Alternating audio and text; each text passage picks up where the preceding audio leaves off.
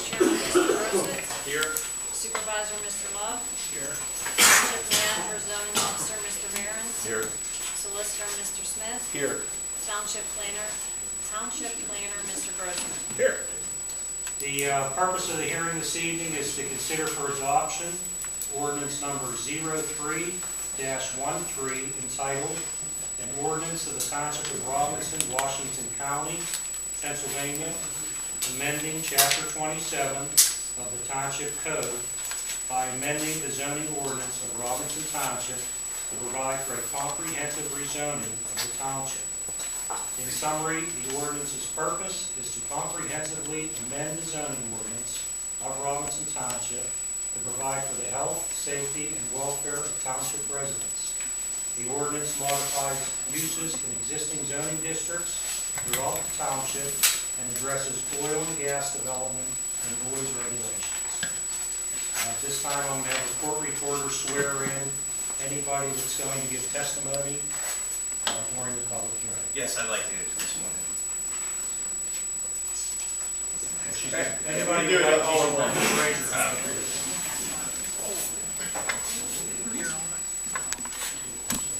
Whoever has their hand raised at this moment, do you swear the testimony you're about to give will be the truth, the whole truth, and nothing but the truth, so help you God? Yes. Thank you. Next item is we're going to have the exhibits entered into the record by the solicitor. We have the township manager presented or has a copy of original documents, and the court reporter provided us some of the exhibit numbers. So Mike, if we're going to, you want to do these all at once, Brian? Yes. There are various notices that we're going to mark as exhibits. You can just put the sticker on, Mike, and just identify what you have in front of you. Most of these will be just for advertising and the notices that were undertaken for the hearing this evening. So if you want to identify what's that in front of you, we can mark it. We'll just go in numerical order. Okay. Number one would be the codification of the ordinances that were passed in the past, back in 1985. Okay. If you can, next one, if there's space at the bottom, you put it at the bottom. If not, you can use them at the top. Oh, okay. Okay. The second one is the amended ordinance number 1-85, amending chapter 22, which would be the zoning ordinance or the codification of all the ordinances, which was dated in December of 1985. You can mark that up front.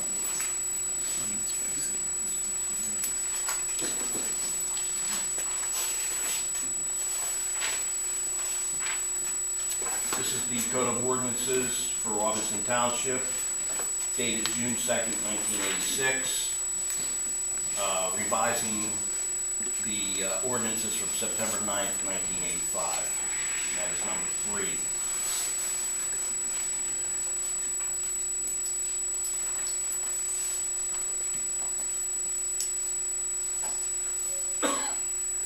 This is the new zoning ordinance dated 11/7/1983, which would have been the original adoption of the zoning ordinance for Robinson Township. And again, it was dated 1/1983. This is exhibit number 4.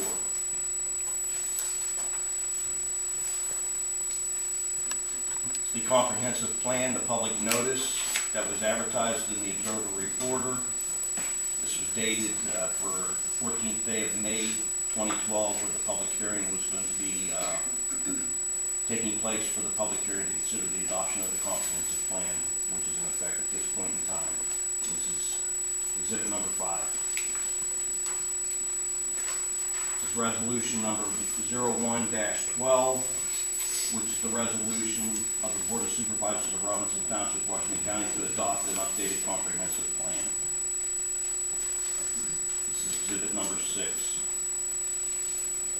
And what these last couple exhibits are, so everybody knows, is just really when the process started in 2012. And the next one is the new amended zoning ordinance provided for the comprehensive rezoning of Robinson Township. This is the new ordinance that's to take effect, or it's under consideration for this evening. Correct. And that's number 7.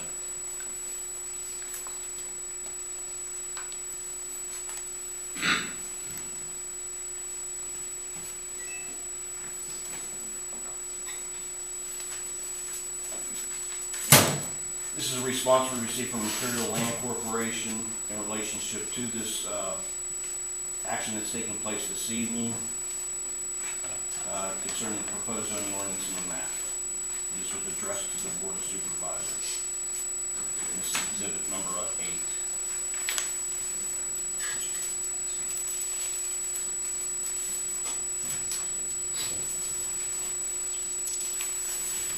Next exhibit is a copy of the notice we sent to all the surrounding municipalities advising them of the rezoning of the township and encouraging them, the other municipalities, to respond accordingly if in fact they had any responses to the updated zoning manual. We did receive one response from the Township of Findlay, and that's attached to this exhibit as well, and that's marked as exhibit number 9.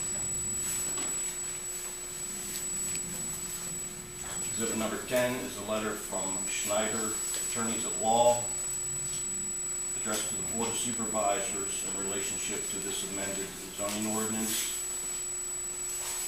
And this is in reference to on behalf of the food farm, I believe. Excuse me, can you please speak up so we can all hear? Certainly try. This will be exhibit number 10. Another response letter we received to the Board of Supervisors is from Bonnie Moore in relationship to the impending zoning amendment as well. And this is exhibit number 11.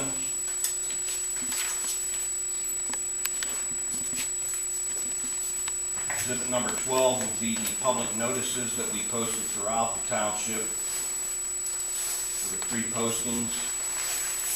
In conjunction with that, we have a list of all the locations and photographs of the locations where we did the posting. There was 40 locations that we posted. And these would be number 12.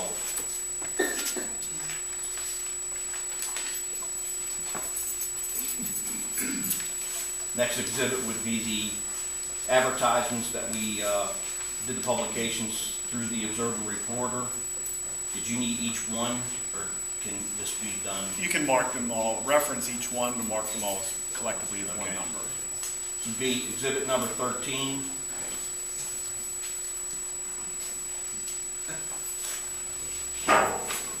Observer Reporter did these notifications or legal notices on 11/8.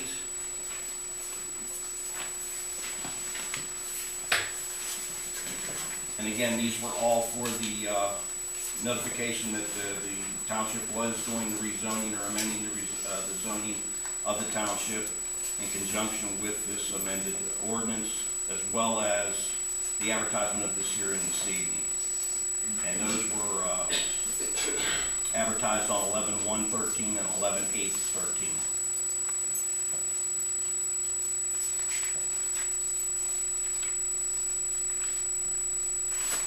And that's all the exhibits I have at this point in time.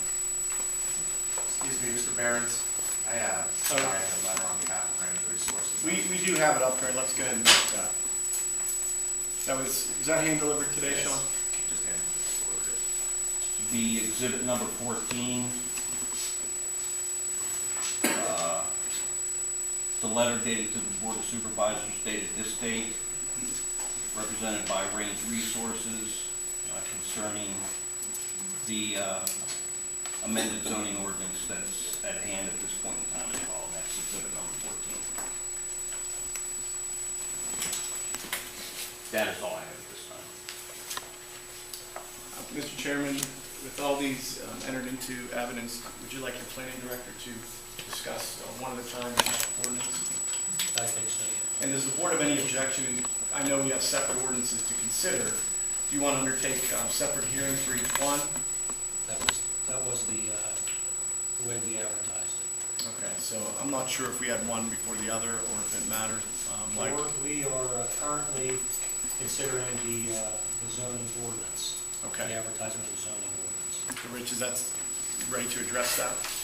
Okay. Mr. Chairman, then we're going to go ahead and have township planning.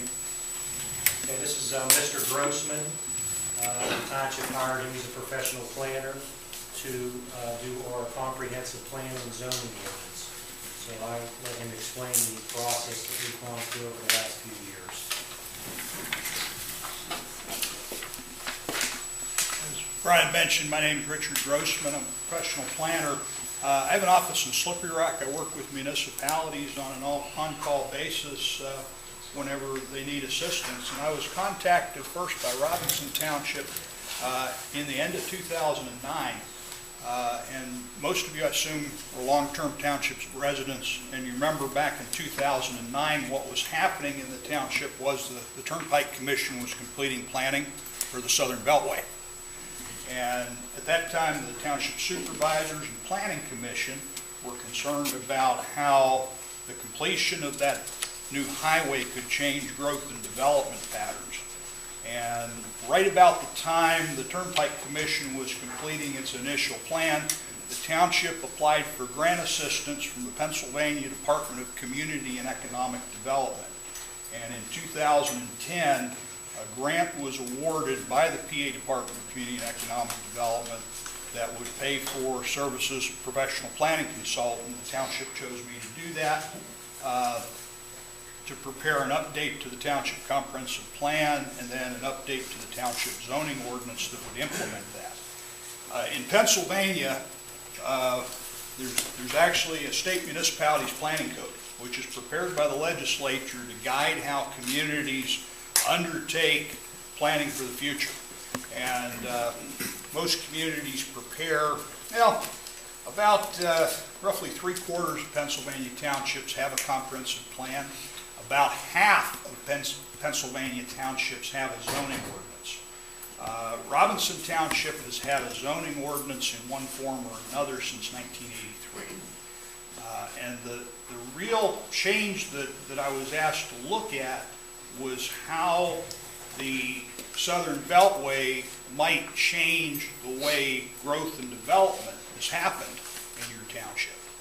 And historically, you're McDonald and Midway, and what has slowly happened in the township is growth's kind of crept slowly out of McDonald. Well, if you look back at the maps on the wall, the map to the furthest left shows how the township is currently zoned.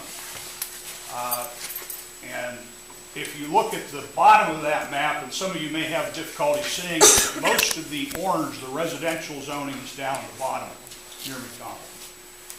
The potential now is with the Southern Beltway coming through, it's actually going to bisect the township. You have a long, narrow township, and it's almost going to cut it in half. You're going to end up with 3 interchanges.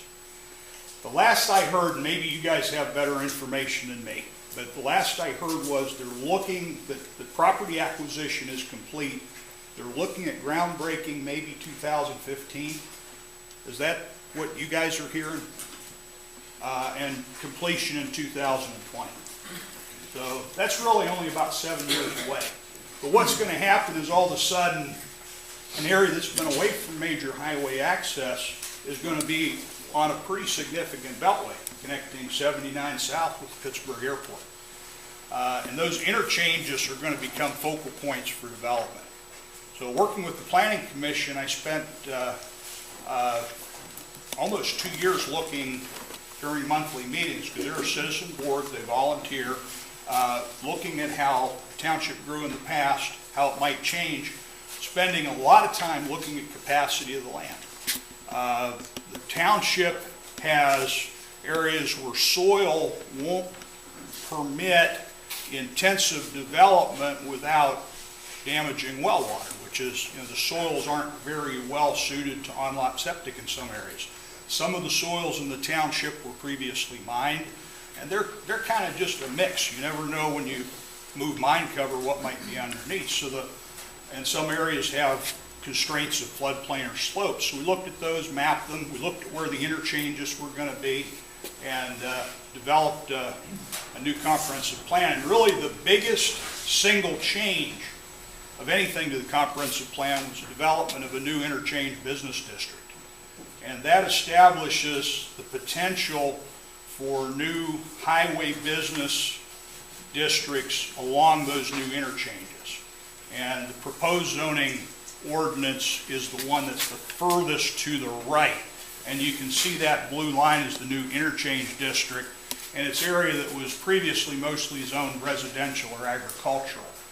And hopefully those are areas where business development could occur near interchanges that wouldn't create a lot of impact on small homeowners.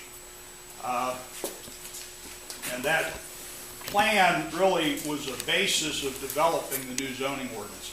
Township currently has a zoning ordinance with 7 zoning districts. We ended up with 8 with the new interchange zoning district. And the other thing we did in looking at the zoning ordinance is that the township's original zoning ordinance was from 1983.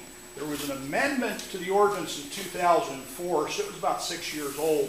But there had been a lot of things change under the Pennsylvania Municipalities Planning Code in between your 2004 zoning ordinance and 2011 and 12 when we began to work on the zoning ordinance. Some of them were small things. One of the things the state legislature did a few years ago was they mandated that if a business has no impact on the community, it has to be allowed under a zoning ordinance as an accessory use. And they created a new zoning category called no impact home-based businesses. So that was just a small thing that had to be amended. We had to create one new zoning district. We took a careful look at lot sizes.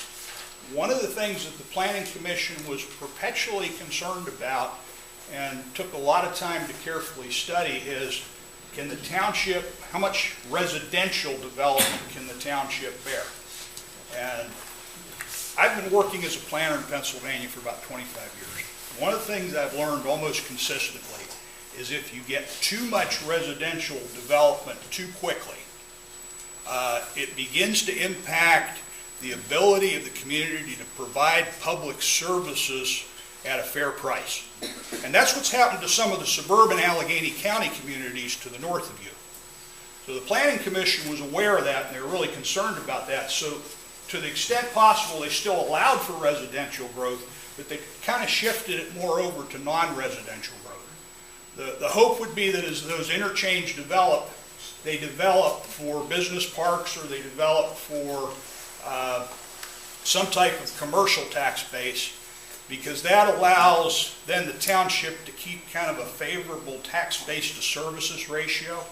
It also means less impact upon you folks in terms of some of the changes that residential development can bring.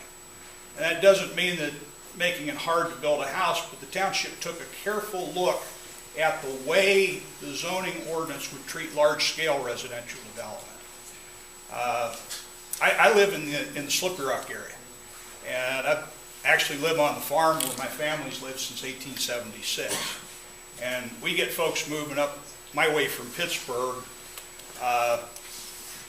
and sometimes there's clashes, like when my neighbors spread manure near a housing development, they get people complaining and stuff. So we tried to take a careful look at agricultural conservation standards. There's still some agriculture in this community. It's a good thing, should be protected. So tried to look at how land's been used in the past and look at how we can protect the good things about this township but plan for the change that's inevitable. I don't pretend to know the Turnpike Commission. They say they're going to start building in 2015. Maybe they will, maybe they won't. But if they do, it'll be the single largest change to land use patterns in your township's entire history. It's going to change Robinson Township from being a fairly inconvenient place to get in and out of, becoming a very convenient place to get in and out of. So the Planning Commission really tried to take a careful look at how do you manage that growth that's coming in without creating undue impacts on citizens.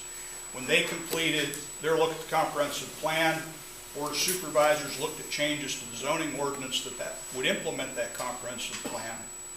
And that's why we're where we are here tonight after something that really started in late 2009.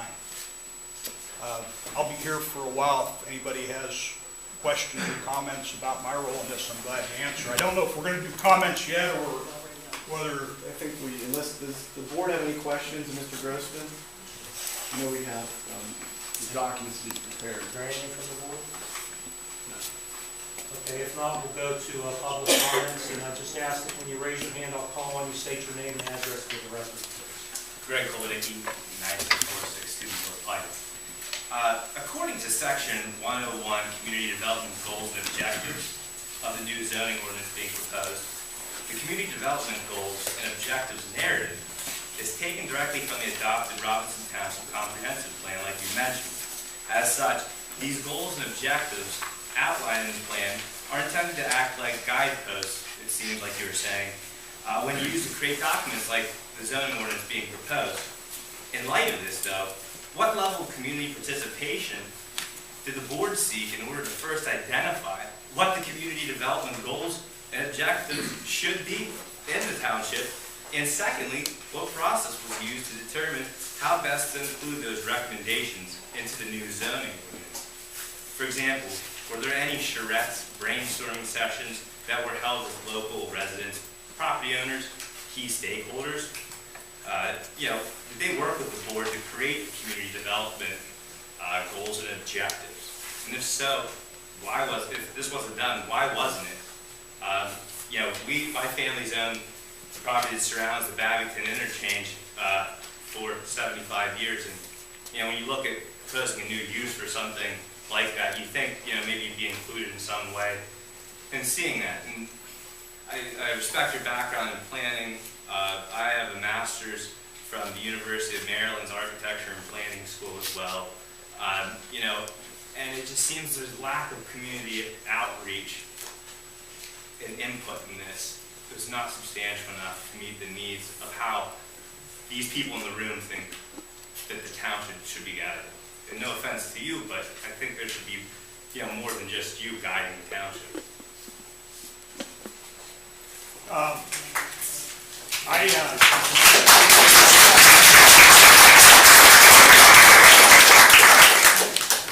Let me address that.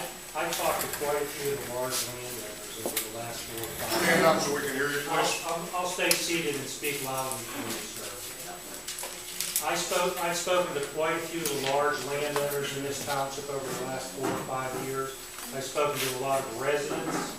The Planning Commission has advertised extensively for the comprehensive plan, and nobody showed any interest.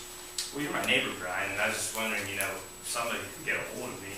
There's a lot of people on my phone if you didn't. Well, I've talked to you in the last 2 years about. You said you were going to get. You have. One at a time. You have ideas, but that goes through the Planning Commission. The Planning Commission's worked on that comprehensive plan for years.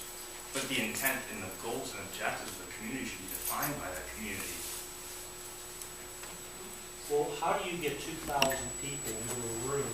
You ask them first if That's they why want to attend. that's why you have a Planning Commission. People are free to come to those meetings and express their opinions. I can't tell you how many people I've talked to. I've met with property owners. I've shown them maps. I've said, we want your input. None of the Durant are informed. We're a large shareholder up in our area.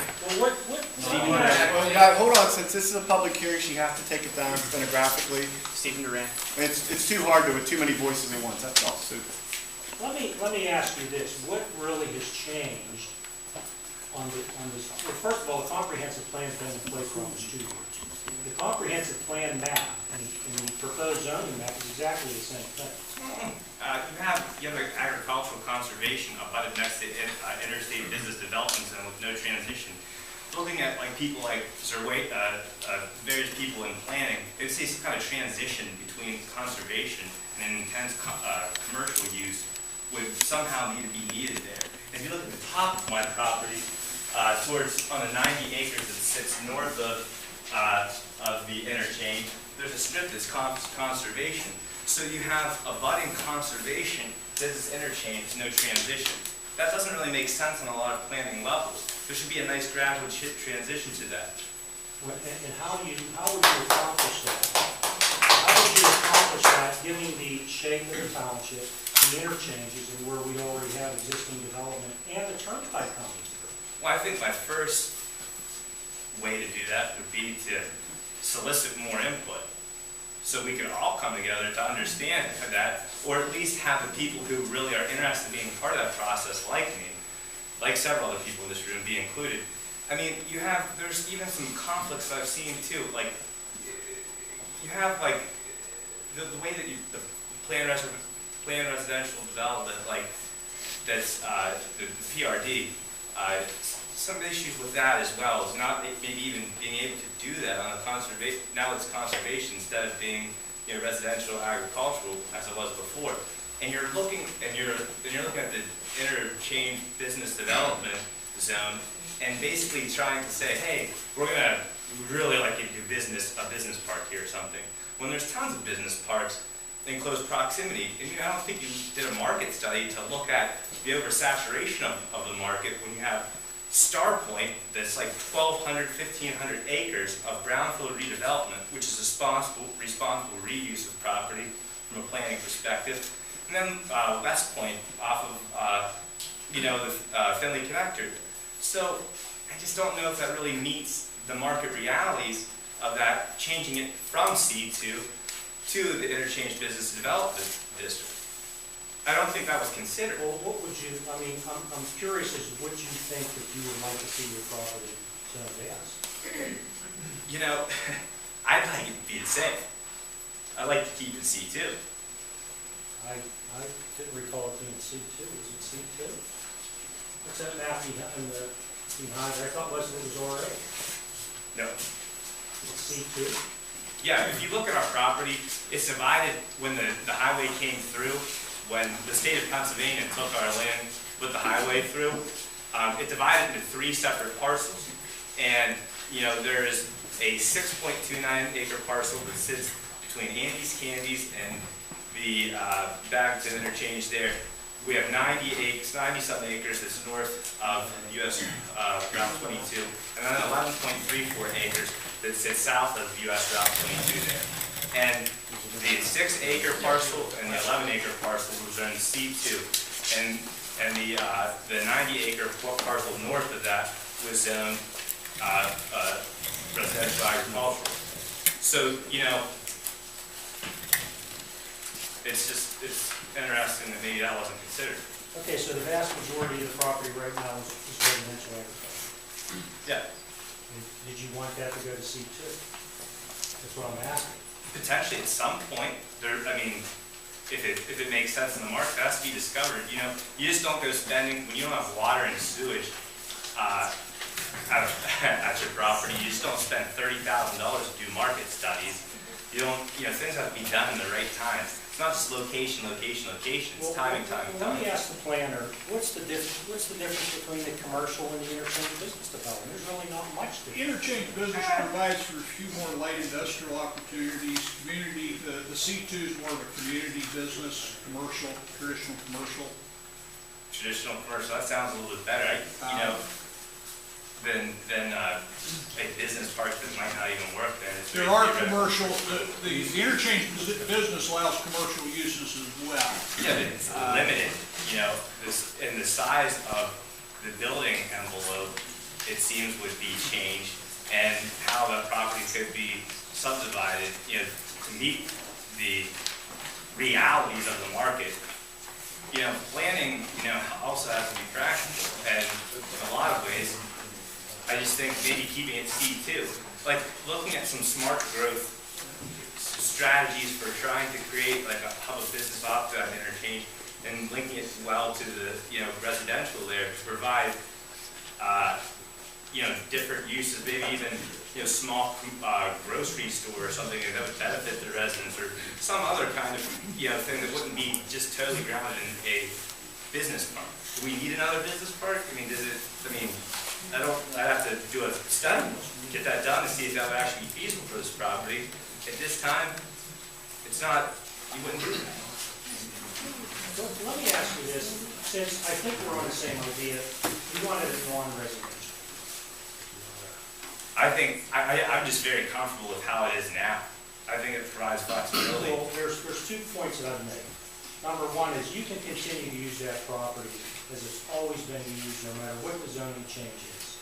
That doesn't affect anybody in the township, no matter what their zoning was changed to. If they're in the interchange business development now, and they have a home, a business there, that just continues. And that can continue forever. But we're looking going forward.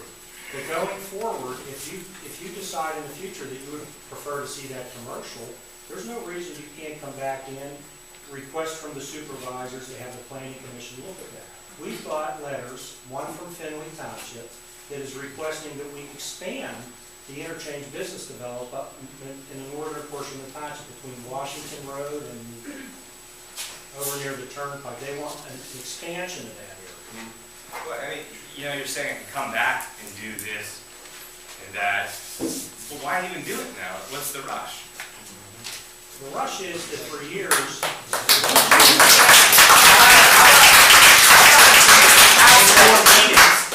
How about we have some more meetings and get more input into this before you go past a whole zoning ordinance let me tell you tonight? the problem with that. This has been a 5-year process. This is not something that you do and somebody comes in and says, let's start over, because it never gets done. The turnpike's coming through the township. Has it been funded? I believe it is funded, and I believe they're buying properties. I believe they bought all the properties. We've had meetings with the Turnpike Commission. They're coming through, and we have to do something. And you've got major property owners in this township that own more than 2,000 acres that have developed property in Findlay Township. But quite frankly, they can't do anything in Robinson.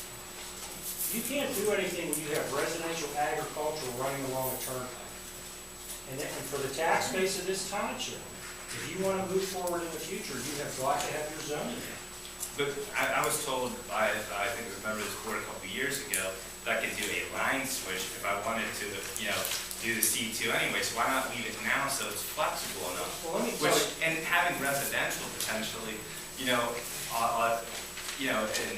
planned residential development off of that could feed the commercial use. I don't object to it, I understand what you're saying. This is just, I guess, a manner of I don't object to that. But here's the problem. You've got a comprehensive plan that's done. It's done. And I don't object to somebody saying that I may want to do a planned residential development on your property at some point in the future. That's a much simpler process than saying, let's go back and start all over again on the zoning, because we're going to have to go back and review the comprehensive plan. Well, I mean, like, we could slow this down enough. It's 5 years. What's some, 5 years. I did a conceptual master plan for that property that I'd love to show you. There's no reason you can't do that in the future, what I'm saying. The problem with people wanting to do residential development, it always ends up the same way. The infrastructure costs more than the development. The property costs more to develop than what the homes would cost, what the plans cost. So people will come in, and we have a problem on the map right now that we'll talk about a little later, where somebody subdivided property where the turnpike's coming through for a housing plan years ago, and nothing was ever done. So the interchange business development gives you more options. If you decide in a few years you want to do a planned residential development, it's not a problem to come back and do that plan, but the infrastructure has to be here to do it. The infrastructure. The infrastructure, sewage, water. Yes, definitely. I totally would agree with you, but I think C2 is more, it's just an opinion, Brian. I think C2 is a little bit more flexible as far as meeting some things maybe on the retail level too. And really I just don't see the rush to put that in there. Why don't you? I can't explain it any other way than 5 years is not a rush. Okay. Well, I respect your opinion because, I have one too. And that's just, I guess, for, And I'm saying on the record that people that want to in the future, I don't see any issue whatsoever with them coming back and saying, we want to do a planned residential development, fine. I think that might even be a nice place for a planned residential. But an opportunity might present itself to you to do some sort of a mixed use. Then why not do it, why not come back and present, trying to get, why can't you keep C2 in there as well? And then, use the business, interchange business development district. On the northern side? Yeah, keep that and, maybe put that separately into it. I don't know. I think it works a lot better for me and what I intended. And Well, Mr. Kozlnicki, you, yeah, I think you made your point. You're against it. Go ahead. Good, sir. Mr. Chairman, thank you. My name is Mark Kramer, 238 Robinson Church Road. I was on the board when we did the official zoning map. My wife was on the planning commission, and there's several people here. We did take in, and we worked with, I believe, Jeff Pierce, and we worked with the turnpike in mind, and we knew where all three intersections were going. So this zoning change, I don't believe, has anything to do with the turnpike. And I kind of wonder, if you came here down the down the Finley Connector, and you made that area around the Finley Connector interchange with 22 commercial, interchange commercial, how do you get off that interchange? You can't get off. It's a closed interchange. So why would you make it commercial? The only way you can get off that limited access highway is either the Babington exit or the McDonald exit. So it makes no sense at all to make that commercial. Nate, what area are you talking about? Commercial? Drive by it every day. The interchange between the Finley Connector and Route 22. You changed that to interchange commercial. How can you get off that road to go to a business? I think Ridge Road eventually is going to be the access. You can't. Ridge Road will eventually be that access. Ridge Road Ridge Road has an interchange. Do you see what's what's at West Point? when you drive up Ridge Road? Do you see what's built up there? Yeah, at that interchange in Finley Township. And that is what developers want to build in Robinson Township. You cannot get off the limited access highway at the interchange between the Finley Connector and Route 22. Now, why don't we go on with why we're here? We're changing this zoning because the gas drilling has nothing to do with that turnpike, because we've already planned for the turnpike on the official zoning map. So let's move on and get to the point why these people are here. Amen.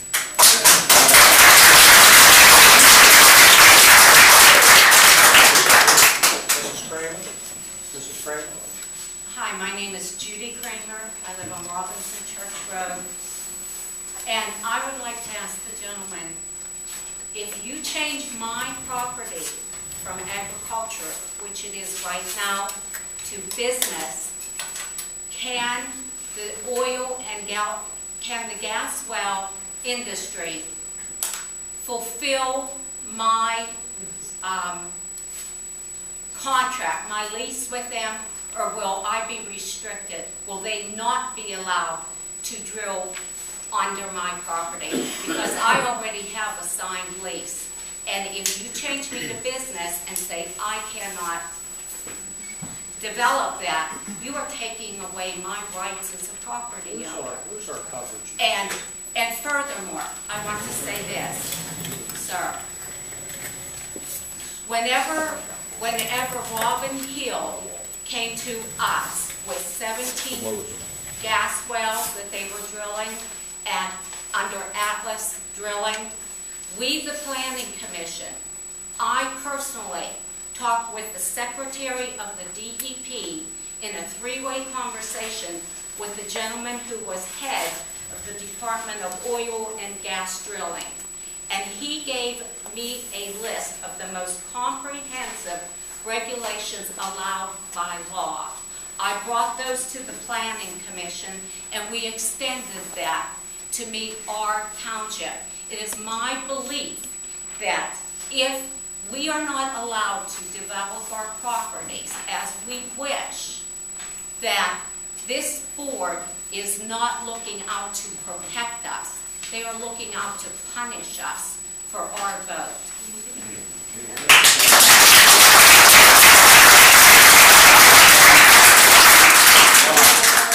Mrs. Kramer, I don't understand, because they can grow under any place in the township. Any Under place. business? Absolutely. In fact, What will happen to my taxes if I go from? No, that's not true. where do you With the get- existing zoning laws, you No. can. No. But with the new laws that you're proposing, Identify yourself. Wait, Jim, Wait, let me if you finish. let me Let just me finish. finish. What will happen to my taxes if I go from agricultural, and I have 13 acres of property, and it is just so coincidental that my property is the very last property to be considered changed. I am agricultural right now. Mr. Glass borders me. Mr. Glass would remain agricultural. I would go to business. What does that do to my taxes? You know what, you're not changing the use of your property. It's still What being- does that do to my I don't taxes? think it does anything to your taxes. I don't know where. Can you guarantee that? Of course not. And finally, if this is, I appreciate the amount of work that goes into this because I sat on the board when we did the comprehensive plan with Jeff Pierce.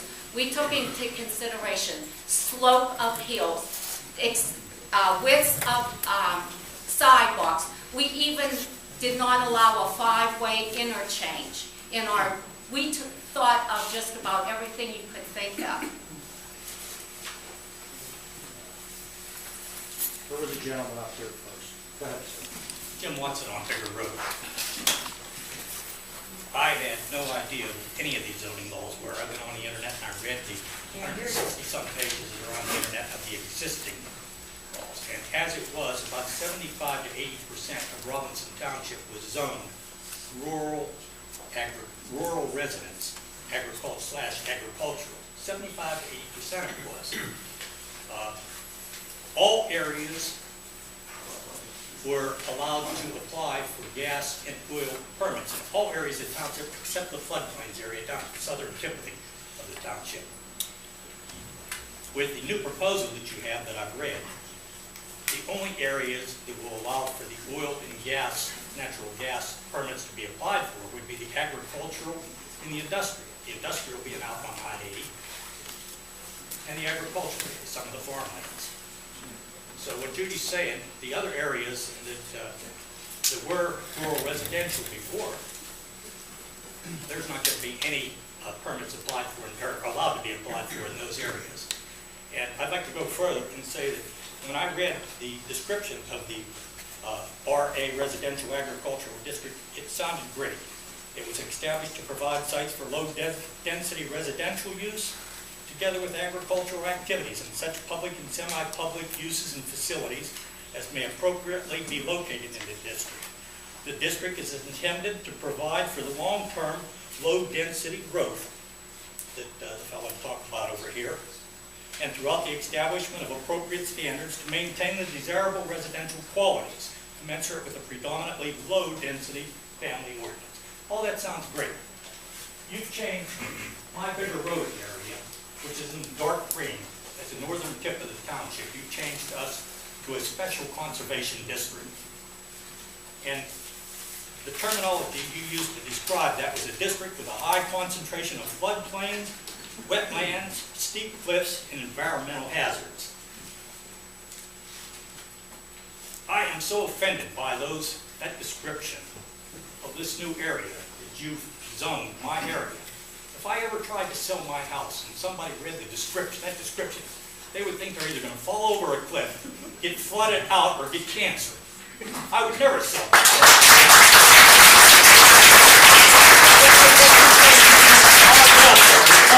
Welfare. You ruined that.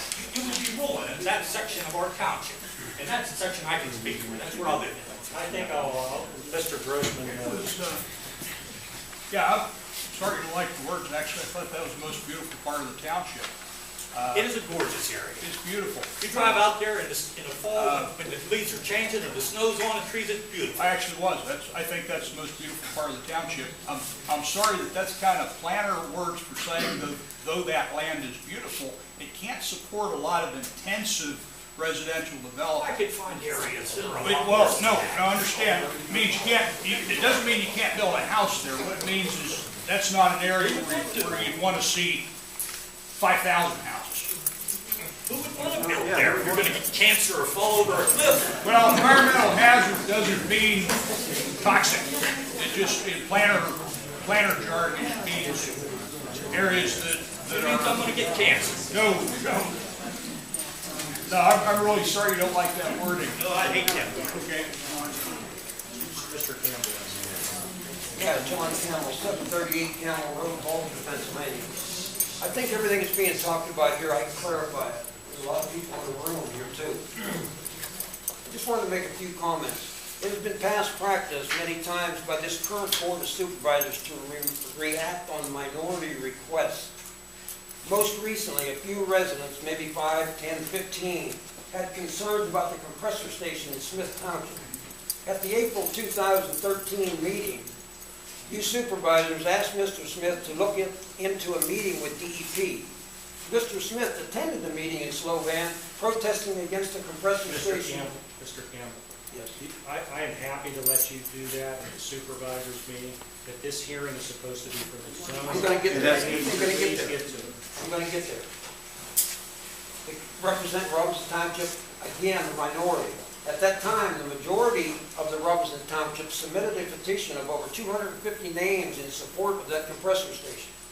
Again, the majority is speaking loud and clear, as we did in the election process, for the new, fresh leadership in Robinson Township to bring the township back to the residents and not be a township run by a dictatorship of all yes men with hidden agendas and no regard for the majority of the residents and the future growth of the property in Robinson Township.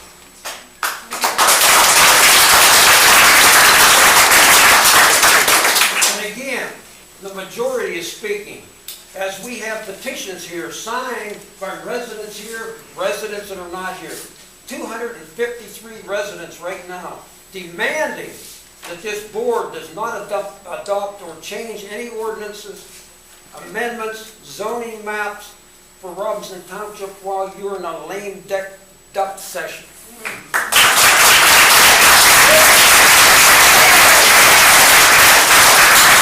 We also want this posted to the record. Now, my question to the board, are you going to support this request of all these people in this township that don't want any changes made and being demanded by the residents of this township? Are you going to support this? How many signatures do you have? I have 253 right now. So you get about 13% of the township. That's correct. And if we'd have had more time, we could have had more. We could have more. I understand everybody's concern why they come. They don't want change on the zoning, the gas drilling. But you know, when you talk about majority and minority, you came with 13% of the township signatures. If this was a process that was started 6 months ago, I agree with you. I would do nothing, allow the new supervisors to come in, do what they had to do. I'm talking years. The previous board, the planning commission, had nothing to do with this. These things were started years ago. But why now? Years. Why do it now? Because they finished the comprehensive plan almost 2 years ago. The zoning ordinance was ready before the election. It had to go through the lawyers, it had to go to the law library. There's a process that had nothing to do with some election. Nothing. I agree with Mr. Coleman that if he wants something changed, there's no reason that the supervisors coming in won't do that. Imperial Land has sent us a letter where they would like some changes. I agree with those changes. Just as Greg said, why wasn't there communication? There's been communication. Nobody comes to the meeting. There's 3 people at the meeting when we did the comprehensive plan. Advertised in the newspaper. Can't the township send out a letter to the people, the residents with land on it? That's exactly why we started the website. But that was now. Watch the meetings. That was 4 months ago. The planning commission meeting is posted all the time, nobody comes. That comprehensive plan was advertised, posted exactly the same way that this zoning ordinance was done. That was done 2 years ago, and nobody came to that meeting. So my question is, are you going to vote on this, or are you going to table it and get out of your session and not make any changes? The board's going to continue with the hearings. After the hearings, the board will decide what they're going to do. And Mr. Kimball, you said you wanted to mark something for the record. Do you have an exhibit or something? Yes, I have the, as a matter of fact, I have the petitions here. It's up to you. You can do that later. I'll do it later, but it'll take up time. Go ahead. Donna Valentino, Donaldson Rose. I see that my zoning really hasn't changed, but it looks to me like the only place where range resources can drill is so far away from my leased property that I would stand a prayer of getting included in a unit. Is there some provision in there that they can get an exception on the residential agricultural lands? There is no exclusion and we're going to do that during the drilling here. But there's no exclusion whatsoever for drilling in the township. What we did is we identified all the areas that they've asked to drill in the past. We included them in the overlay district. But we also made sure that if anybody needed to drill in any other areas, the zoning hearing board could simply grant that to the drilling company. So there's nothing exclusionary, nothing. What we did is everywhere they ran a pipe along the pipelines where they have asked to drill in the past, existing drilling areas, we included that in the overlay districts. And we had a map done. I'm going to pass this around. Of the coverage of the drilling from the existing overlay district. This is the coverage of the township. We made sure we covered the entire township 100%. And that does not figure in any well pads that are located in the adjoining townships. But there's nothing exclusionary. In fact, is there somebody here from Imperial Land tonight? I discussed Mr. Temple. Yeah, I'm going to speak. Okay, when he speaks, we're going to go over some of the things that they addressed in the letter that they sent to the township. And when we talk about the drilling, the locations, we're going to cover all of them. If they need to go somewhere else, if they have plans to put a well pad, say, on your property, there's no reason that they can't do that. What I will tell you is this. A board of supervisors cannot, we could not do that as a board. Only the zoning hearing board could do that.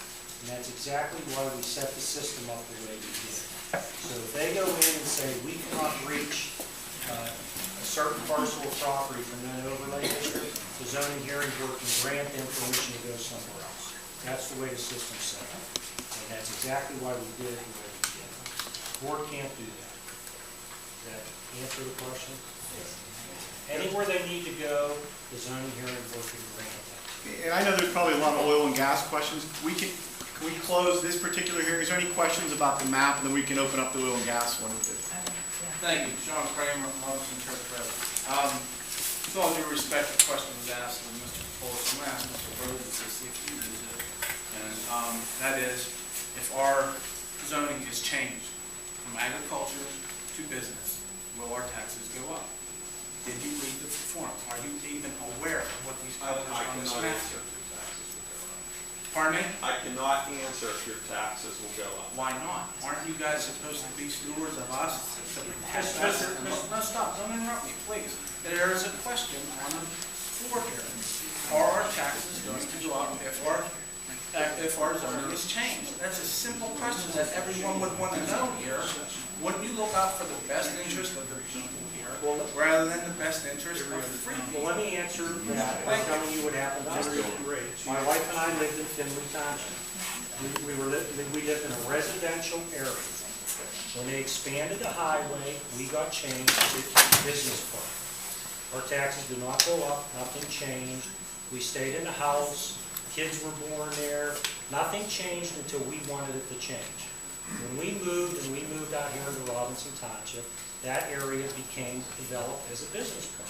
But I can't answer a question like that. The only thing I can tell you is that this happens every day. When the highways come through, you can't sit. It happened to us. It happens to everyone. Nothing changed for us until we wanted it to change. Okay. Since we can't answer this question, and since there are so many other questions by people around here, why do we have to vote on this tonight? Can't this be tabled or wait until January and let the new supervisors vote on this?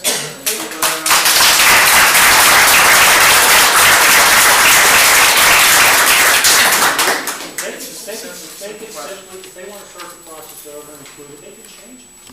Please, let me finish. Can we table it or can't we? Well, that is something when the board ultimately votes, they'll either vote yes, no, table. That's one of the options that the board has. So they really don't answer in a public hearing how they will vote, but that is something that they could reach a consensus on. That's something that you can. All right, I'm going to punch some more holes. Before you go on, your previous question. Yes. Typically, the county sets the reassessments, not the municipality. Typically, when you rezone parcels, you don't see an automatic increase or decrease in some taxes because it's based on your use of that parcel. So if you go from residential to commercial and you're still an open field, your tax pretty much is an open field until the county would come in and reassess. Typically, they're only going to reassess based on the use you place to the property. So could your future use be more valuable and have a higher tax consequence? Yes. Could it be less? Yes. I mean, that's my understanding. I don't, how old is, well, let me ask a question first, and anybody who wants to jump in. Does anyone know the last time Washington County did a reassessment? I was just reassessed a couple days ago, thanks to somebody who turned me in. Said I was doing something that I shouldn't have been doing. After 3 trips up to the county, we got it all straightened out. But I was the only person in the entire part of Robinson Township to get a personal reassessment.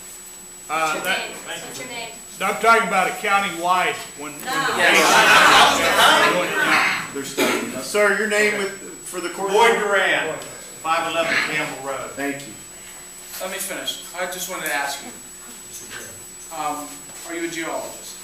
No, geographer, actually. Okay, so to say that certain parts of the township, you can use the dirt's bad for certain things and stuff like that, necessarily doesn't hold water, no pun intended, all right? No disrespect, please. But to see the people here and see this, you know, this isn't right. So I'm asking Mr. Prozitz to make a motion to table. We're in the middle of a hearing, we don't vote in here, so there's no motions to be made in here. Other than to close it or continue, that's the only thing we can do in here. Will you entertain? Table the... Well, according to some people in this room, I should ask Mr. Kapolik because it's been declared that it's a dictatorship. So, just so you know, It is. I make my own mind. I make my own decisions, and the answer to your question is no. I want the hearing to continue. The best thing, you know, you said 13% of the people with 200 votes. Well, I think this is the majority of the people whose property and stuff like that are going to be affected. I don't think the people in town are actually going to care what happens as the gas goes up where we are. Okay, before we, Mr. Yeah, you had your hand raised. Yes, Brian Temple, Imperial Land Corporation. Just one technical question. You had entered into the record the letter I drafted. People are talking up here. The letter from October 25th. Did you enter it with the exhibits that we attached to it? Yes. I just want to verify. Okay. Yes. You know, just to summarize, you know, the interchange business district on our property, pretty much between here and Quicksilver, I mean, that is our plan for that property when the highway goes through. So, thank you for that. And then the other comments I can go over in the oil and gas section. Could you show, kind of give us an idea where the property that you have comes across the border? The border with Finland? Yeah, the border with Finley, all the way down to Route 22. I mean, we own this piece, this piece, this piece. This is 980, we own pretty much this railroad here. It's about 2,400 yards. As far as development coming into Robinson Township, could you give everybody an idea of what you've done in Finley and what you need from the zoning to do kind of the same? The development at the Westport intersection of 576 and Finley Connector is our development. You know, we have probably 450,000 square foot under roof, another 450,000 square foot being built right now.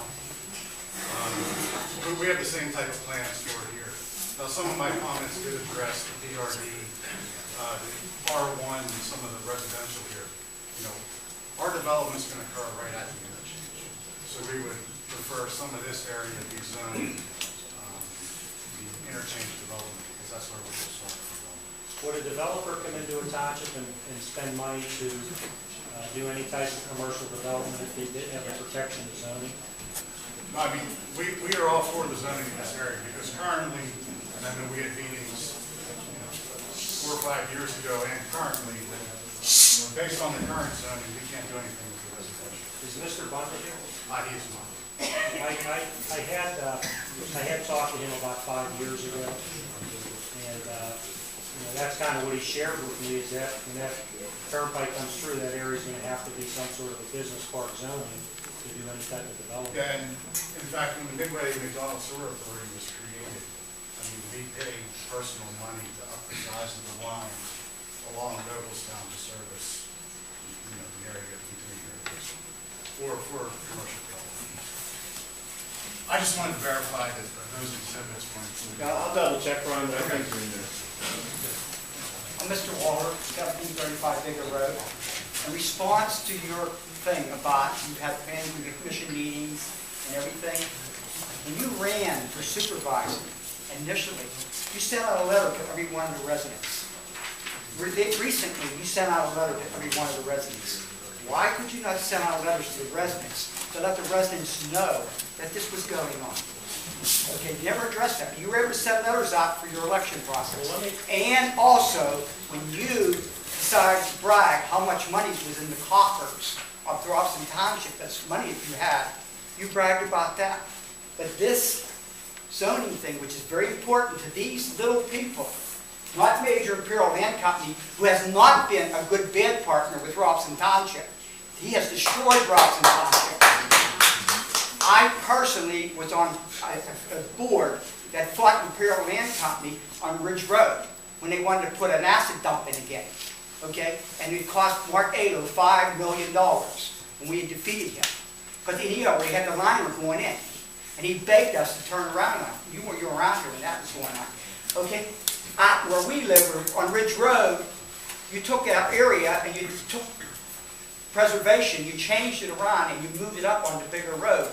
And in 2004, Hurricane Ivan, which was one of the worst water disasters, flood disasters in western Pennsylvania's history, Bigger Road never had a problem. We never had a problem with the soil. We never had a problem with flooding there. It was Crick Road, which was the preservation area, which was expected. We have 3 streams on Bigger Road, and every one of them streams, they were overflowing a little bit, but people were still making passage on them roads with no problem. And we objecting out there in our little area, rural area out there, that what you're taking our rural residential away and making us a special preservation. And it will affect us as landowners. I agree with Mr. Watson when he said that if somebody decides I'm going to sell my property and somebody looks at that zoning, they're going to want to live there. As he said, they're looking at that, even though he said we don't like the terms, that terminology makes our property value less. And that's great for tax purposes, but we don't care about tax purposes. We're looking into the future that if our children or our grandchildren want to have that property, sell that property, they can't, they're going to get raped over the coals because they're going to have problems selling that property. And as far as the gas company people go, they built a dew plant out there in Sunny Hill. And your watch, and you let it happen. And normal gas drilling would come out there, put their pipes in, do their drilling, put their lines in, and they would leave the area. And occasionally trucks would be taking stuff out. And we went through that with Atlas. And that was fine. But all of a sudden a dew plant went out there. Now it's a permanent installation out there. That was on your watch. So if you're so concerned about the safety and welfare of the residents of Robinson Township, then why don't you be more alert and more aware? Because from my understanding, this board, these supervisors weren't part of it at that time, yet stated that, oh, we weren't aware they were building that out there. Well, come on. Be aware of your job. Also, as a supervisor, you took an oath to protect and look out for the welfare of the citizens of Robinson Township. You have been against that oath because you are not notifying these people of what is going on in this township, and all you're saying is, well, we advertise at planning commission meetings. Yeah, I've been to meetings. I used to live at these meetings. I went to all these meetings for years and years with Jerry Runnis, because you are a Jerry Runnis. Okay? Jerry Runnis ruled this township with an iron fist in his way because he was in bed with Imperial Land Company. And it was sad. Okay? I became a Robinson Township police officer because... Yeah, Okay. 3 minutes. Yeah. You're getting so offensive, it's ridiculous. But I just want to let you know, you have means to notify these residents. You have never talked to the little residents out in Bigger Road. Because people come around and say, we never heard about this. We never seen anything about this. Mr. Walters, how did you all find out about this? Because our neighbors came around and told us. That's right. And when I talked to neighbors, and when I talked to people 2 years ago, nobody was interested. Nobody says a word. Nobody comes to the meeting for the comprehensive plan. That's what I'm telling you. But why didn't you send a letter out? Mr. We have, Walker, we have a legal, there's a legal requirement. I know that, I understand that, but the areas that are being affected by this You wanted more specific notice. are so minute that you could have notified these people. A simple letter would say, we're thinking about rezoning the township, this could have happened 5 years ago. We're thinking about rezoning the township, we want to let you know. And then tonight, when you're sitting there and you're doing this, and all those people sitting here, you can say, I sent you people a letter. I advertised this. well, here's the problem with what you're saying. Say we would do something like that. Say we would send a letter out to a certain amount of people on Bigger Road. Then a year later, all the other people that didn't get the letter are going to come in and say, you broke the law, you didn't do it the way you're supposed to, and you didn't notify us. So if you miss one person, that person comes in and says, you didn't follow the law. Did you not send letters out to every township resident during your election? The election has nothing to do with township business. You were able to send letters then? Why couldn't you send letters to all the residents now? Didn't we send a postcard out to the residents? Didn't we do that? I didn't receive that postcard. Is our advertising and everything on here? It's all on the website. Every It's on the website. Do you realize you have people here are computer illiterate? Every mailing address in this town has got a postcard. Every address. Which website? Every one. The web, like you said, the website name was 4 months ago. I yield. Yeah, you know, we're gonna have 2 more hearings, and so there's plenty of time to make comments. Hi, my name's Esther Dormer, and our property is 1357 Valley View, and we have invested a lot of money over the years in that property, and under the premise that it was R2, we had conversations with various parties that have been interested in looking at acquiring the property, and it would be a hardship for us and harm our negotiations if our zoning was changed. I understand that the plan is comprehensive, and I think there's a lot of benefits to it, but it seems that the lines are somewhat arbitrary in terms of changing zoning, and I'm requesting that my zoning does not change from R2 to agricultural conservation, because it would hurt me in these current conversations. And our builders had called the office and got the zoning on 3 different occasions, and there was no mention that it was going to change, so we've been negotiating in good faith with the current zoning. Could you tell us specifically what's changed from the old zoning to the new zoning? Yes, I can. On the R2, it says Parks and Recreation and permitted conditional uses are multifamily dwellings, and it's a special exception on agricultural conservation. And country clubs are allowed in R2, and they are not permitted principal uses in agricultural conservation. Was that it, the country club? It was country club, parks and recreation, and under special conditional uses, you had planned residential development, and you don't have that in, we don't have any of the conditional uses in agricultural conservation. Parks and recreation is a permitted use in the new district. That's permitted.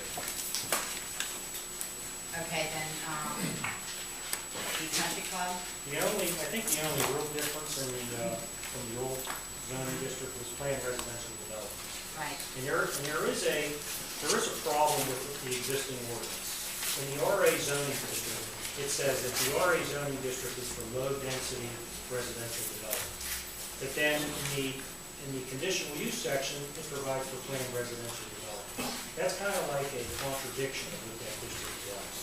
So that's one of the reasons that the districts were more separated, so that the ag conservation district is low residential, and I think it was the R1, Mr. Grossman, the R1. Yeah, R1A and R1B. And just to respond, if that's the case, and it's like the gentleman that first spoke, generally speaking, those type of things would probably be better affected by map changes rather than changing the text of the districts. Yeah, that's all we're asking for. Yeah, because you're listing the use, you don't want to change the uses in one of the districts. What you're asking for is, in simple terms, That's you would exactly rather right. your Yeah, property right, be zoned residential. That's correct, because we've been in negotiations with people for a long period of time and have invested a considerable amount of money in those negotiations, and for you to change it last minute would cause a financial hardship for us. So it's the planned residential development? Well, we have more than one party we're talking to, so we just request to have the existing zoning stay the same for our property. Thank you. My name is Carl Spadaro. I'm the general manager for Max Environmental Technologies, 200 Max Drive, Baltimore, PA. Max Environmental Technologies has owned property in Robinson Township for several years. Portions of that property were proposed for development by Max in the late 1980s. Max intends to develop portions of its property in Robinson Township at some point in the future, and thus opposes the adoption of any ordinance or change in zoning laws, regulations, designations, or requirements that would negatively or adversely impact Max's ability to develop its property. Max respectfully requests that the Board of Supervisors allow for owners of property in the township and other interested parties additional time to thoroughly review the proposed ordinances that are the subject of tonight's public meeting and hearing, so as to provide comments to the board as necessary. Thank you. Could you identify where the property is and what it's currently zoned? It's north of Schaefer Road. It will be in the southwestern portion of the township. And I'm not sure currently what it is zoned as. We understood that property, since it's been owned by Max since the 1980s, would have been grandfathered in before the first zoning ordinance was effective.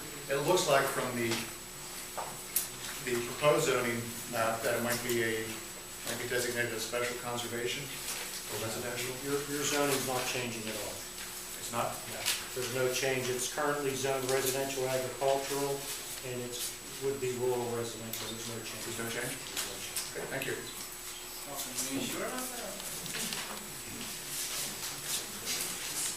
Sean Gallagher, Canninger, Soul and Rooney on behalf of Range Resources.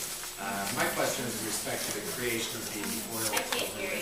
We're going to have a hearing just for that. But this is about the map. We're going to have a hearing for that. I thought this was the hearing on the map. No, this is the zoning ordinance. We haven't even done the map. So we're going to be talking about the overlay district and then the oil and gas requirements? Wait, I think I'm on the wrong hearing. Am I right? This is only the zoning ordinance. We're going to do the zoning map, and we're going to do the oil and gas overlay district. Tim Jones. I'd like to read a statement, but I also want to comment on the zoning and the establishment of your zoning district. You've indicated that apparently drilling could be anywhere, but what concerns me is that if you look at Section 201, under Article 2, Section 201, for each district, a table of permitted and conditional uses is established. Permitted use and conditional uses for each district is shown in the following tables, and are considered principal uses unless clearly noted. No use is permitted in a district unless specifically permitted. So that causes me some pause with that. Use is not specific. Speak up so the court reporter can hear you. Stand up, please. Okay.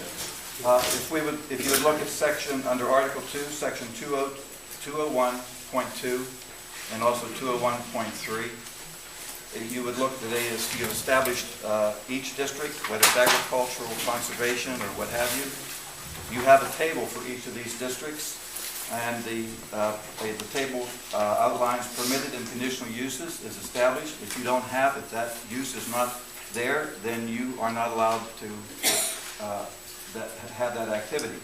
So under 201.3, uses that are not specifically listed as a permitted use, conditional use, or used by special exception in any zoning district shall be permitted as a special exception in the industrial district pursuant to the procedures and requirements of the article.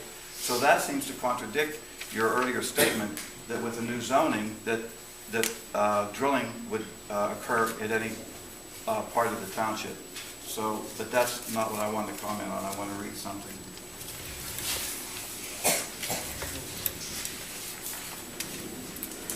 While I disagree with many provisions of your proposed zoning ordinance, I would like to specifically address Article 4, Section 401, regarding the subdivision of large parcels of land.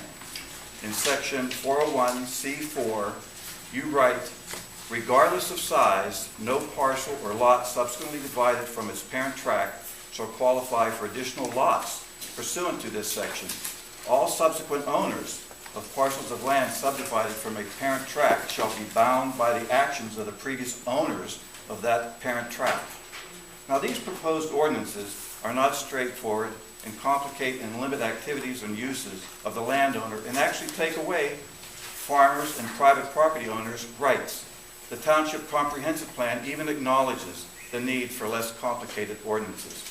Our township supervisors are disconnected from the wishes of the majority of township residents. Results of the May primary and subsequent election overwhelmingly confirmed this fact. The results were a clear message that the voters/residents did not approve of the board's recent behavior or activities. The board does not know what's best for its residents. This is still America, and the township supervisors must not be permitted to have this much power over our private property. The supervisors should familiarize themselves with the wishes and will of the people. For example, how can the board propose ordinances impacting farmers when they have no agricultural background and are not acquainted with the needs of this agricultural community, which represents 85% of Robinson Township? If the rezoning and proposed ordinances are enacted as written, our descendants, that'd be my son, my grandchildren, would be prohibited from further subdivision. Therefore, these ordinances must not be approved. This is an infringement on our and our descendants' right as private property owners. And I'd like to...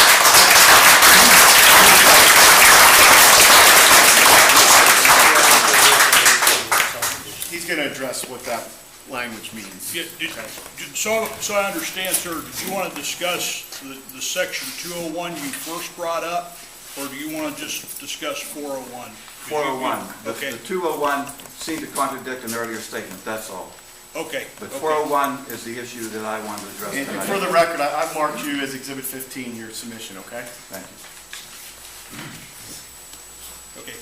What 401 does is it sets the lot size for new lots based upon the parent tract. And the language is actually similar to language that some of my farmland is subject to in Lawrence County, and it's meant to prevent the subdivision of lots too small to be viable for agriculture. Understood. That's what it does. I'm concerned about regardless of particle size or parcel size. Yeah. So let's use a real life Well, example. regardless of parcel size means it's still the table 401 rules. That's just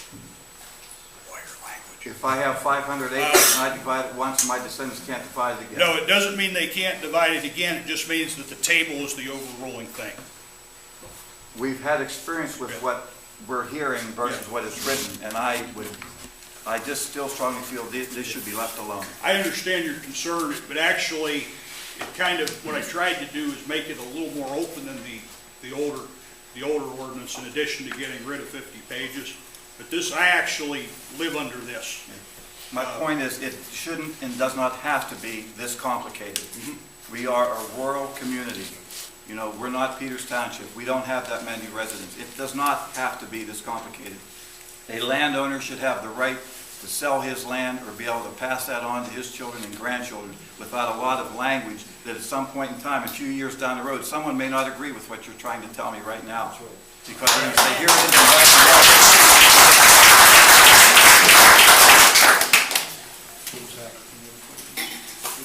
Are there any other questions for this hearing before we move on to the next? I have one question going back a bit. Quint Jones, 5357 Maple Grove Road. Mr. Fuller, you said you've talked to several landowners and large landowners in the area about this new change. Who did you talk to? I'd like some names. Well, I can tell you one. You never talked to me. I asked Mr. Campbell to be on one of the boards. And you know the response I got? I don't have time. He even sent me a letter back saying he didn't have time.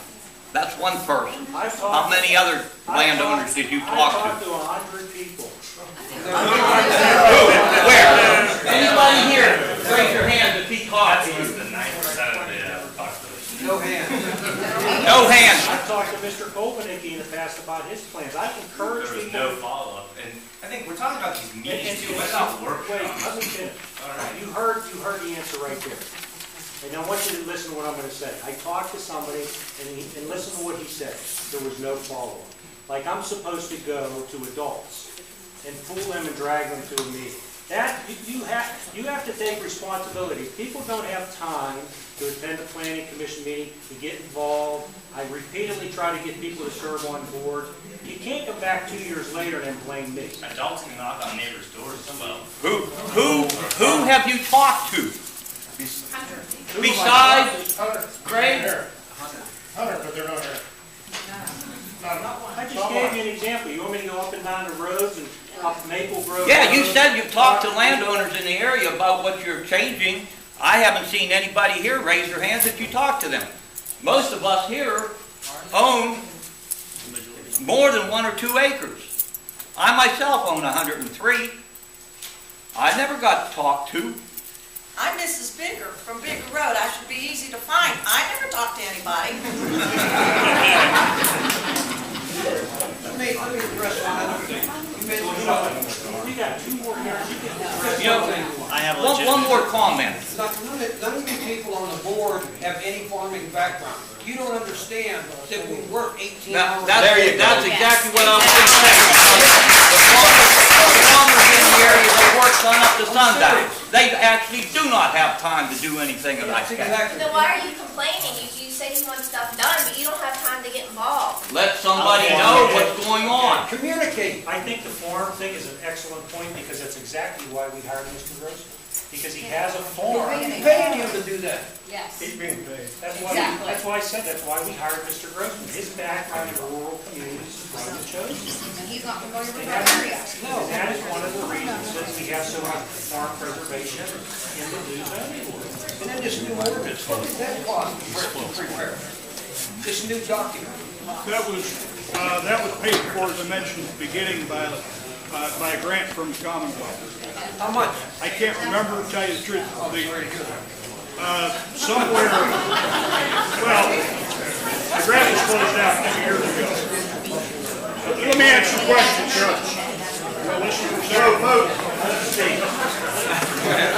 The grant was Hold on.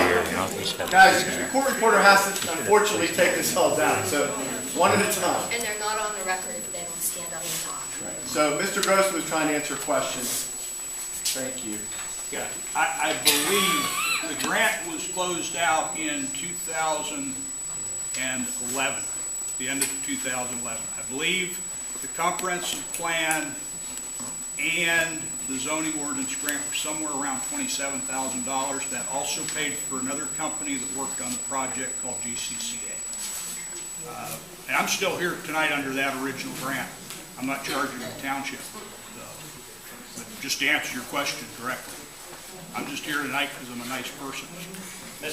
Just very briefly, Mrs. Kramer. I have a question for the solicitor, please. Yes, Ms. Kramer. Sir, is there a deadline for this vote? It was advertised, I believe, to answer your question. I see you want to stop me. I believe it was advertised initially for a public hearing and a vote this evening. Okay? Is there a deadline? The board has the ability to continue these public hearings. The board has the ability to table their vote. The board has the ability to vote. It just depends on the timing of the hearing, whether they believe all the information is before them, that they can cast a vote. So there is no particular deadline. They can take action or not take action, just on any other item. They would have to, well, I don't know if we'd have to re-advertise, but it's up to the board. Once they get all the information, sit down and look at what they've gone through for all these years with the planning director here, whether or not they should feel as though they should pass the law or decline the law. Would it be appropriate for the resident, I think I speak to most of the residents here, to ask for a delay until more input can be gathered? Well, and I think you have. I think the board, at least I understand that the people in attendance, or at least the majority, of course it's not the whole township, but are asking based on the hearing that the board consider tabling this matter. So that will come up when the board in fact casts a vote as to whether to take action on these hearings, okay? So legally, there's nothing that's pressuring a vote tonight. We advertise the vote. It's not as though you have to vote on November 18th. It's something that the board would do from a cost standpoint, from having everybody here, but it's in the board's discretion. They have the ability to vote, just like any motion that comes before them. Other than probably January, the first meeting of the year, where they have a statutory obligation to vote. That's one of the few instances I can think of where they absolutely have to, okay? So this could be passed on to the next, the newly elected supervisors? Well, anything can. It's all about advertising. It's about what the supervisors will put on their own agenda. Thank you. Okay? Very brief. Mr. Ford. I'm David Ford, I live at 232 Ford Road. I just have a little comment on about your noise compliance. Well, I have a little comment. It's not much, but it's something, but it's just some input. I mean, you should already know the community has an overwhelming vote for the new board to start in January. So why is it so important that the ongoing board tries to pass a zoning ordinance and new zoning districts that directly affect mine and other farmers' ways of life? Let me ask you, you farmers? No. So you have no clue what farming is about. So let me tell you that we farmers work. We start before 7 a.m., work past 9. I mean, it's just our way of life. The new ordinance that you discussed in cigarette no longer exempts agriculture from noise requirements, which means you are affecting my livelihood. We farmers have to work when the weather and conditions are available to work, not when the supervisors tell us we can work.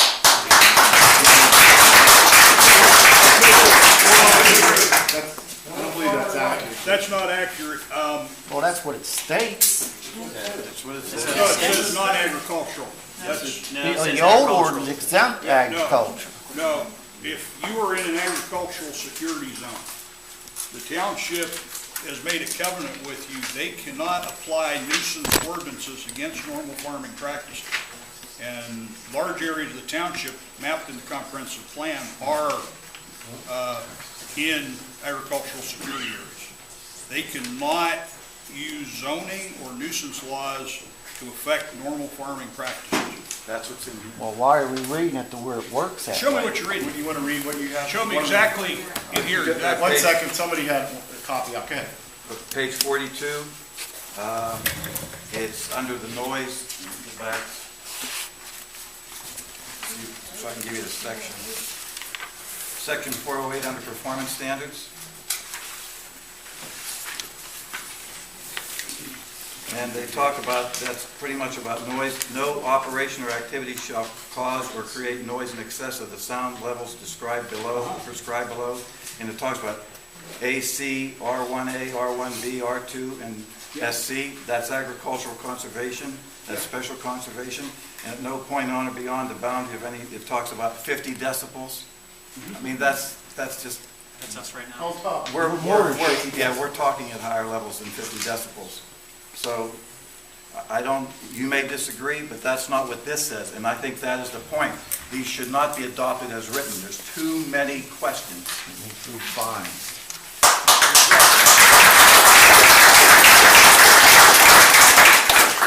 And D1 talks about the noise emanating from the construction and maintenance activities between 7 and 9 p.m., 7 a.m. and 9 p.m. But that's all under that section, the noise section, which was on starting on page 41, section 408. Okay.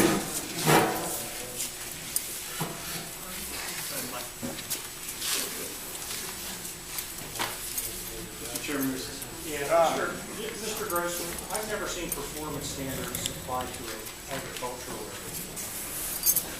No, these are industrial performance standards. That's in our existing ordinance. I think I didn't, well, first of all, ag security provides that protection, as does the state's right to farm law. This would apply, by my reading of it, to industrial or other processes. But why in the old ordinance did it say that they were exempt? Here they're saying. The old ordinance predated some of the state's right to farm laws. It said Were changed. exempt. But what I'm saying is the state strengthened the right to farm laws. The state strengthened the agricultural security law. Your old ordinance was done before a lot of that was done at the state level. So you're saying it doesn't have to say that now? Yes. The protection's there. I mean, whether you believe me or not, Well, and that's now part of the the protection's there. Okay, Mr. Grossman. Yes, sir. Me and my Foley, this is my son. For 40 years, we have repaired equipment on our farm. All farmers have other income because farming's so tough. Yeah, that's why I'm here. Yeah. Okay, according to this thing that's in there, we're limited to 2 or 3 employees. 2 employees. There's no limit on farm employees. Home-based business. Home base, yeah. Home and farm and a building size. So, but actually, the older ordinance, I don't know how much time you spent with it, it was actually stricter it didn't allow for home occupations to be conducted out of the house. So what I did was I created a new category to actually move it closer to allowing you to do something like that. Whether I went far enough could be a matter of debate, but it did move closer than the current ordinance. The current ordinance has the same language in it. If you get the current ordinance, you look at it, that home-based business. It's misleading us. And somebody that's been doing something for 40, it doesn't matter. This new zoning ordinance makes no difference. There's no change for somebody that's been there for years. You know, I get a little bit scared. I'm an old man. This farm, who owns it? You and Obama or me and my family?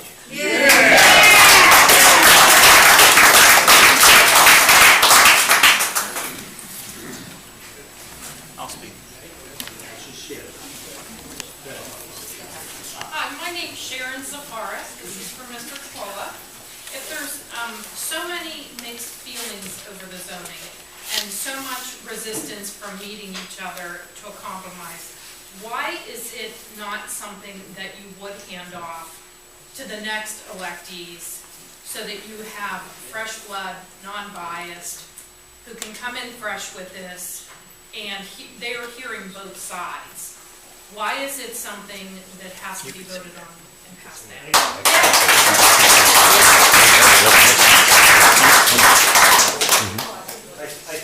I think my answer to you is this. Somebody's back there saying money. My answer to you is this. If there was a way to zone the business zoning through the middle of the township for the turnpike, get that done, and the new board came in and wanted to change some of the concerns that these people had about the designation of some of those zoning districts like the agricultural conservation. Right, that directly affects them. I don't necessarily have a problem with that. And I think that if they have a concern about the way those districts are labeled or some things in those districts, I think that's a good thing that they go back and look at. So why can't it wait? And let me tell you why. Because we can't wait another 2 years for that interchange business development and that. I'm not saying 2 years, I'm saying January. That is absolutely impossible. Why? To make a zoning change, that the process takes at least a year, minimum, at least a year to make just changes in the map, changes in the ordinance. That's how long it takes. Don't even vote on it. So I'm saying, why can't the vote wait? There's so many mixed feelings, there's so much resistance, there's no compromise, there's no seeing each other's point right now. Until there can be something worked out a little bit, why can't it wait? And I'm not talking years, I'm talking, why can't it wait a couple months. Well, let me let the solicitor explain the process to you, because I don't think I'm being clear about how long it takes to actually make a change.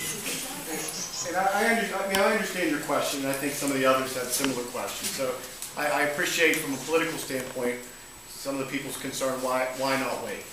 Understand that the comprehensive plan, it's been described several times this evening how it started. We just don't have everybody come in and say, what would you like your land to be zoned? There is an imperfect science to this, and that's why they've engaged a specialist who has undertaken a review of the township for years, has met with the planning commission, and it has been in place. This is something the board wanted to do late last year, early this year. It's just one of those things that takes time to make sure everything is tweaked, advertised, done correctly. So you can always, why not wait 2 and you can months? ask the next board, why not wait until the next board and the next board? I understand the timing. It's, they're out of office in It's 2 probably the months. worst timing that you can have. But they still function as supervisors until such time. So they can do a lot of things this evening, as I described to Ms. Kramer when she asked me about what they can or can't do. But that's their prerogative. And I think what he's indicated is that Mr. Brozovich will still be here come January. That the new supervisors, if they see fit to go back and relook at this, they can't again do it willy-nilly. There's going to have to be some expertise involved in terms of making sure, and with input, that's his expertise over here, that there's some input as to why things look this way. We have to zone the whole township and allow for all uses in the township, so not everybody can be agricultural, not everybody can be residential. So I think from their vantage point, and I don't want to speak for them, but they sort of inherited and started the process, and I think they'd like to see it finished. That's from my bird's eye view. So in other words, what we're hearing from Mr. Capolo, everything you're hearing here tonight, all these petitions and everything, it doesn't make any difference what the residents say. It does make a difference. Well, why are you saying you're going to make a decision? I explained to you that you've got, what percentage of the township is in here? 100% of the people on the road. On what? On Beggar Road. 100% of the people, or maybe 90% of the people that it affects. Of course, it's not going to affect somebody down in the middle of town. Actually, the people that it really affects are the people in the middle of the township in their interchange business development. Most everybody else in this township, other than the designation, the property itself, the uses are affected. But why would you have all this input, would you even make a statement on that? That's where I'm coming from. This is, Mr. Campbell, part of the process. Obviously, the board takes in what you're saying, what everybody is saying. So that is part of the public hearing process. So what they do with the information, obviously, will be coming up in the near future. But it's not for naught. Obviously, when you bring to their attention, and even here, where Mr. Grossman was able to respond to alleviate some concerns and maybe raise others. But nonetheless, that's what the hearing process is. Jim Watson again from Bigger Road. I took the petition around Bigger Road, and when I took it around, I took around the new proposed zoning map, and I took around the new for the zoning, change the zoning ordinances. And I couldn't spend 5 minutes with any one person. I had to spend time and show them how we would be affected, and we had to try to read to determine what the difference is from what you're proposing to how we work as rural residential. And we only got 13% here, yes. But I bet I spent 45 minutes on average with each person that I went to. And I got the majority of the people on Bigger Road. And I ran out of time. The first I found out about this, I saw a white piece of paper flapping on a telephone pole up on King Road by the gun club. I thought somebody lost a dog. I don't know what made me stop when I read that. And when I read that, from that time on, I became possessed. And when I read how you can characterize Bigger Road with the floodplains, the wetlands, the steep slopes, the environmental hazard, who determined it was an environmental hazard? Maybe Mr. Grossman can explain that, all that water that goes down on the Kirk Road comes from... And I think we have 100% of Bigger Road here, probably. Yeah, what I told you before is, I think, your area is one of the most beautiful parts of the township. It really is. Beautiful. You're talking about the extreme northern part of the township, right? Yeah. Yeah, beautiful. When planners talk about environmental hazards, they don't mean things like toxic dumps. They mean things like steep slopes, because steep slopes cannot bear the intensity of development that a flat area can, in simple terms. I'm really sorry you don't like that language, but, you know, a small change to that language, I mean, I'd be glad to change that language. Sure. Well, without changing the district, I can change the language. I'm just sorry you don't like it. Environmental hazard sounds like a talk dump. Yeah. Wait, in the back. You haven't spoken yet, have you? No, I haven't. Good evening, Stephen Duran, 216 Campbell Road, Bulger, PA. I would like to speak about Section 310, Special Animal Raising and Care. About 7 years ago, the state recognized that many townships overstepped their boundaries by writing laws that seriously and negatively impacted farmers, which I am a farmer. I grew up fourth generation. As a result, the law known as ACRE, which is Agricultural Communities and the Rural Environment Act, was adopted, restricting a township's ability to regulate agricultural. Many of the sections of this new ordinance are grossly in violation of ACRE, but more importantly will impact the way I and many other Robinson residents make a living. My first point is, for some reason, this new ordinance attempts to redefine the words and phrases already defined by the state. An animal unit, for instance, is now defined as 1 bovine or equine animal, 2 swine, 4 sheep and goats, or 50 birds or small mammals, whereas the state defines the animal unit as 1,000 pounds of weight of livestock or poultry animals, regardless of the actual number of individual animals. Why is this important? Okay. Because the state does not require you to obtain permits until you reach 2,000 pounds of animal per acre, but now the township does. I'm going to have to, myself, I will have to pay an unknown amount of dollars to obtain permits I do not need, and then under the new ordinance, Section 408C, I'm going to have to pay the township when they seek advice from an expert and send me the bill. So I get billed twice for something I shouldn't have to pay for in the first part.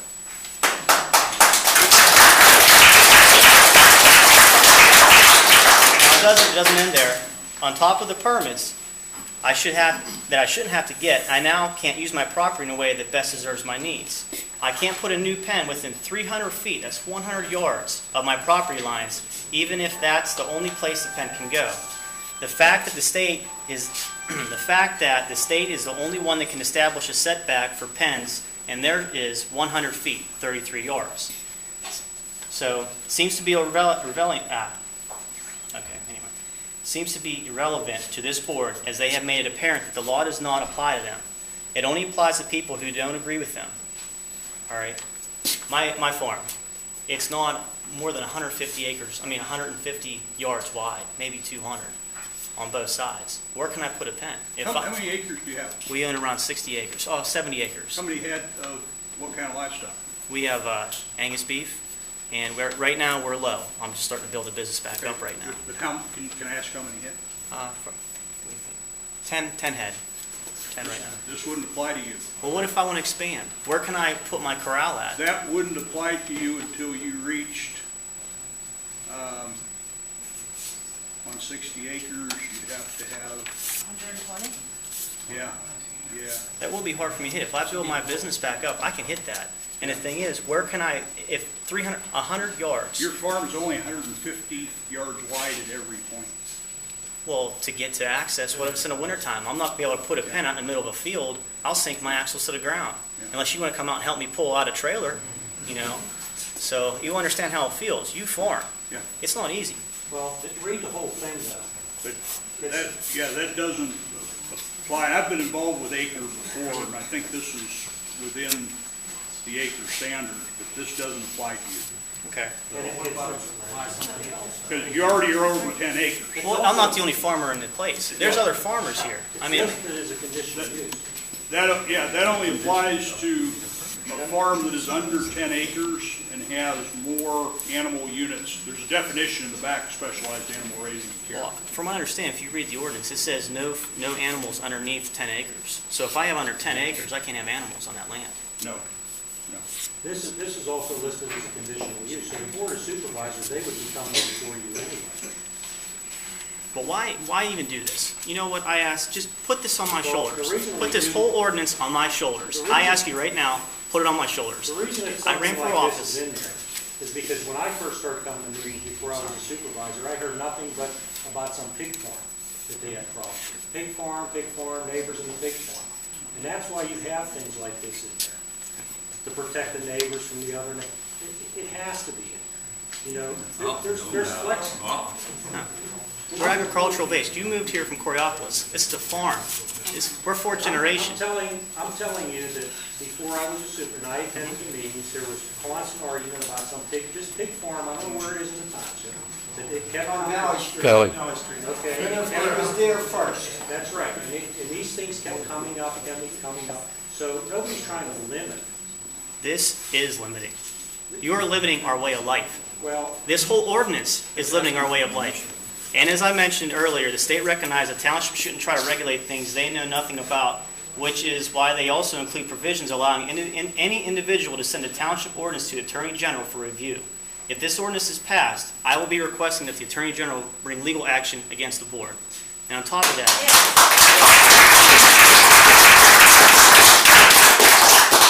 as mentioned before, what's the rush? The rush is you guys are voted out of office. There's new blood coming in. I ask you, lay this on my shoulders. I've carried a heavy burden before. I can carry this. Give it to me. I will take it.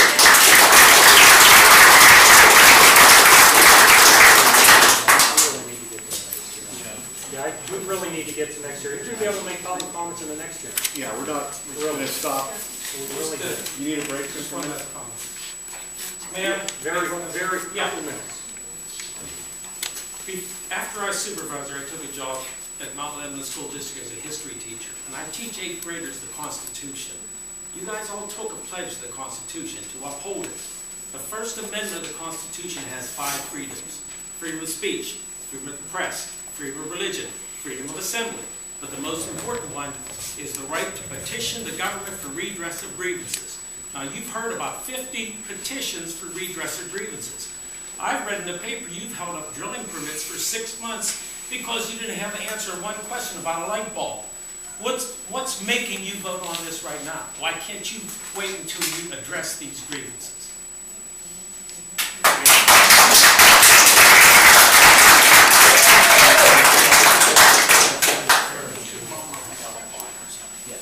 We're going to take just a few minutes for the court reporter once she closes this hearing up. Okay, that's it. We are going to have public comments in the other hearings.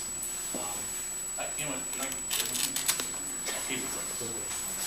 Roger Kendall, you understand? Yeah, you should. No disrespect to you, sir, because you're fine at your job, but I hear you do a whole lot of explaining the gray area of the language. And I can tell you right now, the current administration and solicitor will use that language to the T to stop people from doing what they would like to do. You cannot have so much in it to make it so complicated. You've had to explain 15 times already what's going on. It should be simple enough to read that the person can figure it out on their own. Just don't need a lawyer to help you.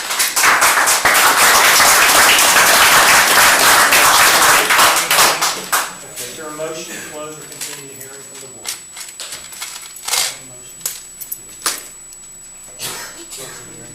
Is there a second? I'll second it. Mr. Brendis? Yes. Mr. Locke? Yes. My vote is yes, hearing is closed. And we meet in 5 minutes. Court reporter is going to take a few minutes, so.